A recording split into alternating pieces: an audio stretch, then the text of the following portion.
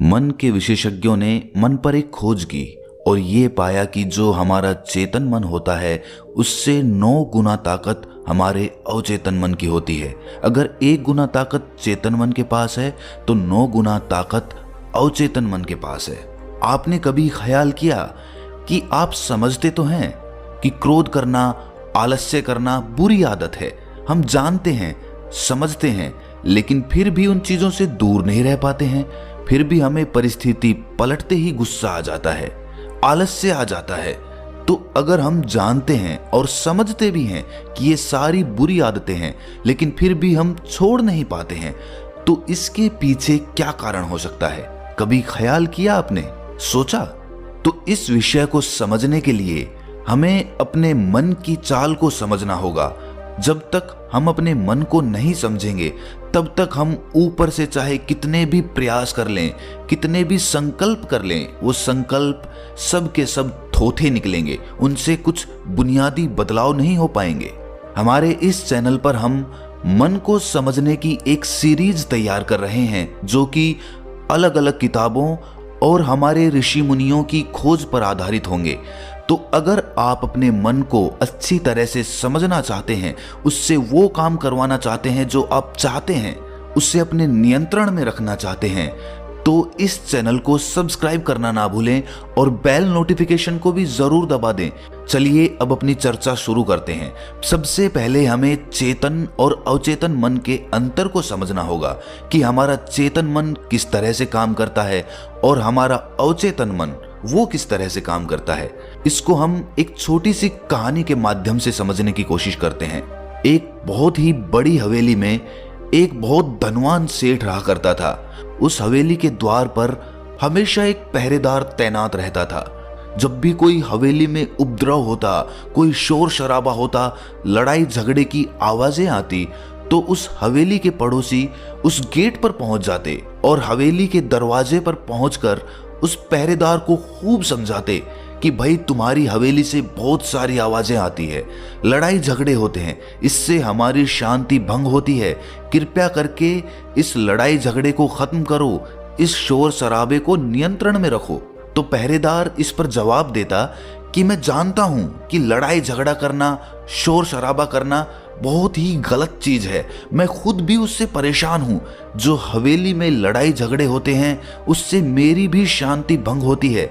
लेकिन आप मुझे क्यों समझा रहे हैं? इसका कारण मैं नहीं हूं बल्कि मेरा मालिक है, उसे समझाओ जाकर अंदर। बात बिल्कुल सही थी, इसमें पहरेदार की कोई गलती नहीं थी। जब भी मालिक को कोई उपद्रव करना होता वो सीधा दरवाजे पर पहुंच जाता और वहां पर उपद्रव खड़ा करके फिर अपनी हवेली के अंदर चला जाता।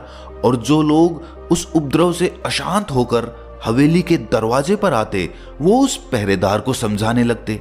बिल्कुल इसी तरह हमारा मन भी होता है, हमारा चेतन मन और हमारा अवचेतन मन। हमारा चेतन मन उसी पहरेदार की तरह है। पहरेदार को तो पता है कि गुस्सा करना, उपद्रव करना गलत बात है, बुरी बात है। मतलब कि हमारे चेतन मन को तो अच्छी तरह पता है कि गुस्सा करना, आलस्य करना, काम वासना पैदा करना ये सब बुरी आदत है। लेकिन ये सारी चीजें, ये सारे उपद्रव वो जो अंदर मालिक बैठा है वो खड़ा करता है और वो होता है हमारा अवचेतन मन।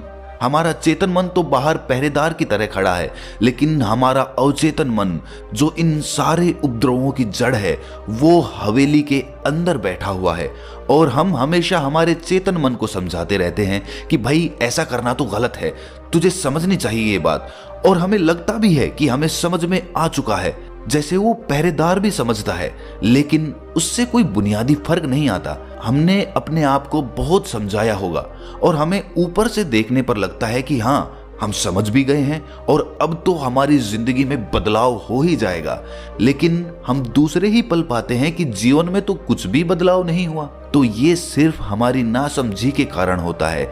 हमारी नासमझी हमारे चेतन मन को समझाती रहती है, हमारी बुद्धि को समझाती रहती है, लेकिन हमारी सीख, हमारी समझ केवल हमारे चेतन मन तक ही सीमित हो जाती है।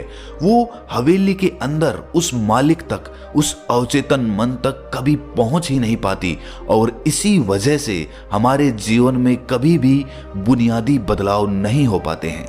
ये ठीक उसी प्रकार है कि कोई आपको आकर कहे कि पौधे में अगर पानी डालोगे तो उसमें फल आएंगे, उसमें फूल आएंगे, और हम जाकर उस पेड़ की पत्तियों पर जल छिड़कने लग जाते हैं। लेकिन पत्तियों पर जल छिड़कने से उसमें कभी फल या फूल नहीं आएंगे। उसके लिए तो हमें जड़ों में पानी देना होगा और तभी उस पर फल और फूल आएंगे। लेकिन हम पत्तियों पर ही जल छिड़कते रहते हैं और उस जड़ की गहराइयों में कभी नहीं जा पाते, उसमें पानी कभी नहीं दे पाते, और इसी वजह से हमारी जिंदगी में ताजगी, फल और फूल कभी भी पनपते नहीं हैं। तो क्या कोई ऐसी प्रक्रिया है जिससे हम अपना संदेश अपने अवचेतन मन तक पहुंचा पाएं? और यकीन मानिए, अगर हम अपना संदेश अपने अवचेतन मन तक पहुंचा देते हैं तो हम अपनी दुनिया में कोई भी इच्छा प्राप्त कर सकते हैं, कोई भी लक्ष्य हासिल कर सकते हैं, क्योंकि हमारा अवचेतन मन हमारे चेतन मन की तुलना में 9 गुना ज्यादा शक्तिशाली होता है। जब भी कोई मनोवैज्ञानिक किसी के मन से उसकी दबी हुई बातें निकलवाना चाहता है, उसके अतीत में जो घटनाएं घटी हैं उनमें साक्षात रूप से प्रवेश करना चाहता है, तो वो हिप्नोटिज्म का इस्तेमाल करता है। आपने हिप्नोटिज्म की प्रक्रिया देखी होंगी। मनोवैज्ञानिक किस तरह से उसको हिप्नोटाइज करके उसके मन से सारी सूचनाएं निकाल लेता है। उसके पास ऐसी क्या प्रक्रिया होती है जो वो किसी के मन से भी मनचाही चीज निकलवा सकता है, किसी के मन को भी अपने काबू में करके उससे जो चाहे वो काम करवा सकता है। जी हाँ, सही सुना आपने। अगर आप अवचेतन मन की चाल को समझ लेते हैं तो आप सिर्फ अपना ही मन नहीं बल्कि किसी भी व्यक्ति का मन अपने वश में कर सकते हैं। अपने अवचेतन मन तक संदेश पहुंचाने के लिए आपको अपने चेतन मन को शांत करना होगा, उसे सुलाना होगा, उसके तर्क वितर्क सब बराबर में रखने होंगे। हमारा पहरेदार ही दरवाजे पर एक अंगरक्षक बनकर खड़ा है जो किसी को भी हवेली के अंदर उस सेठ तक नहीं पहुंचने देता। जब तक हम उस पहरेदार को किसी प्रकार, किसी प्रक्रिया के माध्यम से सुला नहीं देते या समझा नहीं देते, शांत नहीं कर देते, तब तक हम उस हवेली में प्रवेश नहीं कर पाएंगे। हमारी जो सामान्य बुद्धि होती है, यानी कि हमारा चेतन मन, वो तर्क वितर्क में माहिर होता है, वो तरह तरह के सवाल खड़े करता है और इसी वजह से हमारे अवचेतन मन तक एक स्पष्ट संदेश नहीं पहुंच पाता। याद रखना, हम अपने अवचेतन मन को समझा नहीं सकते, उसके साथ तर्क वितर्क नहीं कर सकते। हम बस उसके पास एक स्पष्ट संदेश पहुंचा सकते हैं और स्पष्ट संदेश तभी पहुंचेगा जब हमारे विचार, हमारा मन पूरी तरह से शांत रहेगा। जब भी कोई मनोवैज्ञानिक किसी के मन पर प्रयोग करता है, उसके मन से अपनी मनचाही बातें निकलवाना चाहता है, तो वो सबसे पहले उसके चेतन मन को सुलाता है। आपने देखा होगा कि एक पेंडुलम जैसी चीज उसकी आंखों के आगे घुमाई जाती है और उसके बाद उसको देखते देखते वो निद्रा में चला जाता है। उसका चेतन मन पूरी तरह से सो जाता है। अब वो तर्क वितर्क नहीं कर सकता क्योंकि वो सो चुका है।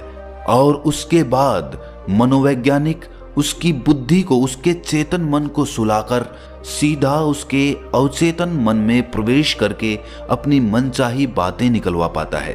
तिब्बत के एक महान दार्शनिक लाओ त्से ने एक बात कही थी कि बात अगर समझ में आ जाए तो जीवन परिवर्तित हो जाता है। लेकिन वो बात उन्होंने पुराने समय के लोगों के हिसाब से कही थी, क्योंकि उस समय तिब्बत के और बाकी दुनिया के लोग भी बहुत सरल हुआ करते थे। उनका सरल हृदय हुआ करता था। उनको जो बात जिस तरह से बताई जाती थी वो उस बात को उसी भांति ग्रहण कर लेते थे। कोई तर्क वितर्क नहीं होता था। इसीलिए जब भी उनके पास कोई तर्क वितर्क करने वाला आदमी आता था तो पहले वो उसको ऐसे आदमी के पास पहुंचा देते थे जो तर्क वितर्क करने में माहिर होता था। और जब वो आदमी तर्क वितर्क करके थक चुका होता था तो वापस वो लाओ त्से के पास आता था और कहता था कि मैं तर्क वितर्क करके थक चुका हूं, लेकिन उससे मुझे कुछ भी हासिल नहीं हुआ। कृपया करके आप अपना तरीका बताएं, आप अपने तरीके से मुझे समझाएं, मैं उसमें कुछ भी अवरोध उत्पन्न नहीं करूंगा। ठीक उसी प्रकार जब तक हमारी बुद्धि तर्क वितर्क करके थक नहीं जाती है, समझ नहीं जाती है कि तर्क वितर्क से कुछ भी हासिल नहीं हुआ, उस समय तक कोई भी बात आदमी की समझ में नहीं आ सकती है। बुद्ध हमेशा अपनी बात को 3 बार दोहराते थे। राहुल संस्कृत्यान ने जब महात्मा बुद्ध के उपदेशों को ट्रांसलेट करना शुरू किया तो वो आश्चर्य में पड़ गए, क्योंकि हर बात 3 बार बोली गई थी। अब 3 बार अगर कोई बात बोली जाए तो पहली बात तो हम उसे सुन ही नहीं पाएंगे। अगर कोई चिकित्सक किसी मरीज को बोले कि तुम बीमार नहीं हो, तो ठीक है, बात समझ में आ गई, मैं बीमार नहीं हूं। लेकिन वही बात अगर वो बार बार दोहराए तो आपको गुस्सा आ जाएगा। वो कहेगा कि हाँ भाई, समझ में आ चुकी है, एक बार में ही समझ में आ गई थी कि मैं बीमार नहीं हूं, तो इसको बार बार दोहराने का क्या मतलब है। लेकिन किसी बात को बार बार दोहराने से आपका चेतन मन उससे बोर हो जाता है। बार बार सुनने से आपका चेतन मन उस पर कोई ध्यान ही नहीं देता। वो चेतन मन धीरे धीरे सोने लगता है और उसके बाद जो बातें बार बार बोली जा रही हैं वो आपकी भीतरी परतों पर पहुंच जाती है। भीतरी परतों तक मतलब अवचेतन मन तक पहुंच जाती है। और जब कोई बात अवचेतन मन तक पहुंच जाती है तो यकीन मानिए आप बड़ी से बड़ी बीमारी को भी अपने आप ठीक कर सकते हैं। ऐसे प्रयोग दुनिया में बहुत से लोगों ने किए हैं। एक बार एक प्लेन क्रैश हो गया और उसमें जो पायलट था वो वहां से गिरने की वजह से उसकी सारी हड्डियां टूट गई थी। अधिकतर हड्डियां टूट चुकी थीं और वो अस्पताल में भर्ती हो गया था। उससे हिला डुला भी नहीं जाता था क्योंकि सारी हड्डियां टूट चुकी थीं।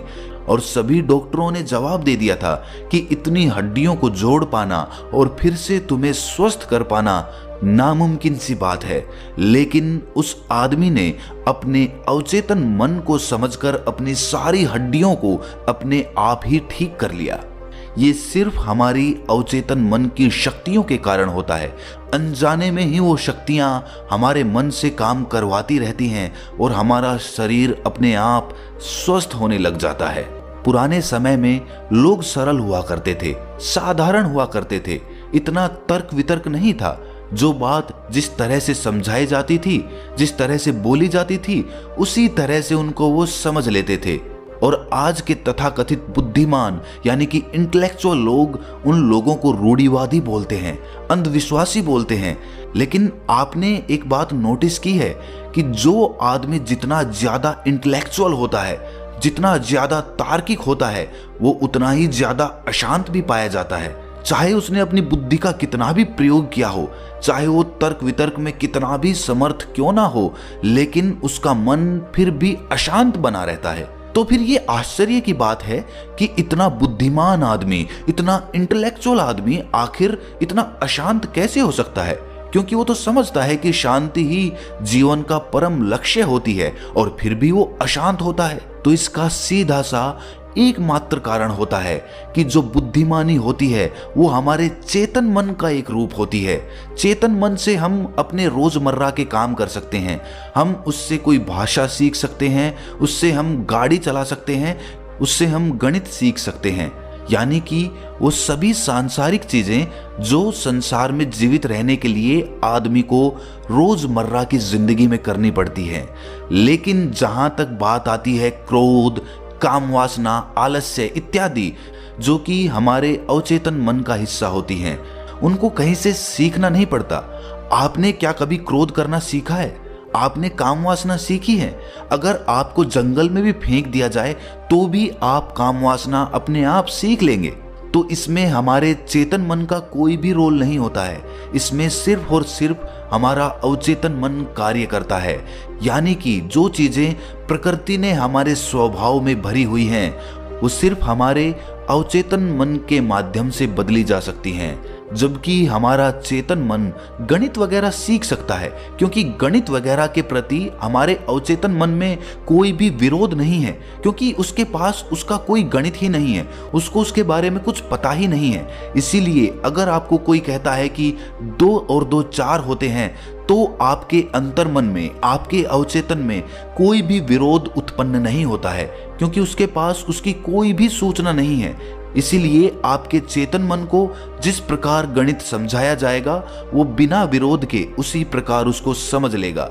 लेकिन जहां बात हमारे अवचेतन मन की आती है, तो वहां पर हमें स्पष्ट सूचनाएं भेजनी होती हैं, और जो सूचना स्पष्ट नहीं पहुंचेगी वो उस पर कभी कार्य नहीं करेगा। हमारे अवचेतन मन तक कोई सूचना स्पष्ट क्यों नहीं पहुंच पाती है? इसके मुख्य रूप से कुछ कारण होते हैं। सबसे पहला कारण तो यही होता है कि जब भी हम कोई सूचना अपने अवचेतन मन तक पहुंचाने की कोशिश करते हैं, तो हमारा चेतन मन उसके हानि और लाभ के बारे में सोचता रहता है, और जब तक हम उस विषय के बारे में स्पष्ट सूचना नहीं पहुंचा पाएंगे, वो कुछ भी काम नहीं करेगा।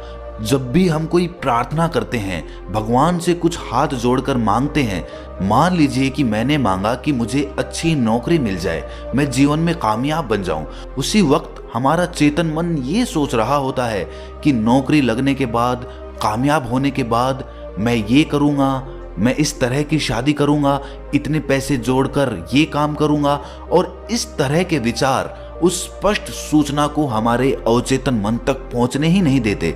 इसीलिए कहा गया है कि ध्यान हमारे मन को, हमारे मन के विचारों को एकदम शांत कर देता है, और शांत मन से जो चीजें अवचेतन मन तक पहुंचाई जाती हैं वो फलीभूत होती हैं। उनसे हमें वो सब हासिल होता है जो हम अपने जीवन में हासिल करना चाहते हैं। इसीलिए अगर आप बुनियादी तौर से अपनी जिंदगी को बदलना चाहते हैं, जीवन में कुछ बदलाव चाहते हैं, अपने किसी भी लक्ष्य को हासिल करना चाहते हैं, तो अपने अवचेतन मन की शक्तियों को वश में करने के ये तरीके जरूर आजमाएं। किसी भी बात को मंत्र की तरह बार बार अपने मन में दोहराएं। 21 दिन तक ये प्रयोग करें। हो सकता है कि कोई आपको बोले कि इससे तो क्या हासिल होगा, लेकिन जैसे जैसे आप किसी बात को मंत्र की तरह दोहराते चले जाते हैं, वैसे वैसे वो बात स्पष्ट रूप से आपके भीतरी अवचेतन मन तक प्रवेश करती चली जाती है। जब भी आप रात में सोएं, तो अपने किसी भी लक्ष्य के बारे में जो आप हासिल करना चाहते हैं, उसके बारे में 10 बार अपने मन में दोहराते हुए ही निद्रा में चले जाएं, क्योंकि हमारा अवचेतन मन कभी नहीं सोता है। वो 24 घंटे और 365 दिन लगातार कार्य करता रहता है, जबकि रात में सोते वक्त हमारा चेतन मन सो जाता है, और उस वक्त हमारा अवचेतन मन सबसे ज्यादा सक्रिय होता है। तो दोस्तों, ये हमारा पहला एपिसोड था जो मन के ऊपर आधारित था। मन के ऊपर हम ऐसे ही और भी एपिसोड्स लाते रहेंगे, तो अगर आप उनको सुनना चाहते हैं तो इस चैनल को सब्सक्राइब जरूर कर लें। और हाँ, अगर आपके अपने मन से संबंधित जितने भी सवाल हों, उनको कमेंट सेक्शन में जरूर डाल दें। अपने चैनल पर लाइव आकर आपके सभी सवालों के जवाब देने का अपनी तरफ से पूरा प्रयास करेंगे। तो मिलते हैं मन के अगले एपिसोड में। तब तक के लिए अपना ख्याल रखें।